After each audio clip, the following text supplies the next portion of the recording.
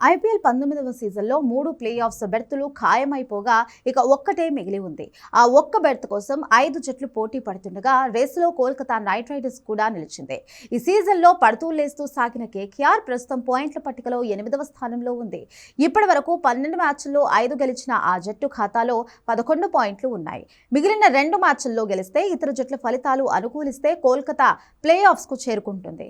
గత మ్యాచ్లో గుజరాత్ టైటాన్స్ పై విజయం ఆ జట్టు కాన్ఫిడెన్స్ ను బాగా పెంచింది.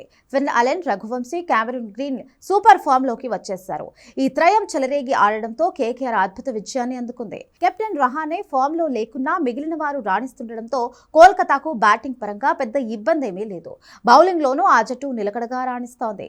సునీల్ నరైన్, వరుణ్ చక్రవర్తి తమ స్పిన్ మ్యాజిక్ చూపిస్తుండగా పేప్ విభాగంలో సౌరభ్ దుబే, ముజర్బానీ బరిలోకి దిగుతున్నారు. గ్రీన్ కూడా మిడిల్ ఓవర్లో వికెట్లు తీస్తుండడం అడ్వాంటేజ్ గా చెప్పొచ్చు. మరోవైపు ఇప్పటికే సీజన్ నుంచి నిష్క్రమించిన ముంబై ఇండియన్స్ పరువు కోసం పోరాడుతోంది. గత మ్యాచ్ పంజాబ్ కింగ్స్ ను ఓడించి బెర్త్ కి కాస్త ఊరటనిచ్చింది. ఇప్పటి వరకు 12 మ్యాచ్లు ఆడిన ముంబై 4 గెలిచి 8 మ్యాచ్ల్లో పరాజయం పాలైంది. మిగిలిన 2 మ్యాచ్ల్లోనూ గెలిచి సీజన్ ను గౌరవప్రదంగా ముగించాలని భావిస్తోంది.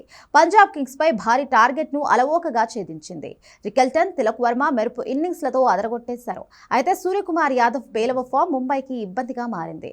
ఈ సీజన్లో సూర్య ఒక్క చెప్పుకోదగ్గ ఇన్నింగ్స్ కూడా ఆడలేదు. గత మ్యాచ్కు దూరమైన హార్దిక్ పాండ్యా, సూర్యకుమార్ కోల్కతాపై బరిలోకి దిగబోతున్నారు. పాండ్యా కూడా తనదైన మెరుపులు మెరిపించి చాలా రోజులైపోయింది. అటు బౌలింగ్లో బుమ్రా, గజన్ఫర్, శార్దుల్ ఠాకూర్, దీపక్ చాహర్లపై అంచనాలు ఉన్నాయి.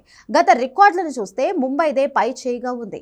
ఇరు జట్లు 36 మ్యాచ్ల్లో తలపడగా ముంబై 25 సార్లు, కోల్కతా 11 సార్లు గెలిచాయి. మ్యాచ్లకు ఆతిథ్యమిస్తున్న ఈడెన్ గార్డెన్స్ లో మరోసారి పరుగుల వరద పారడం ఖాయంగా కనిపిస్తోంది.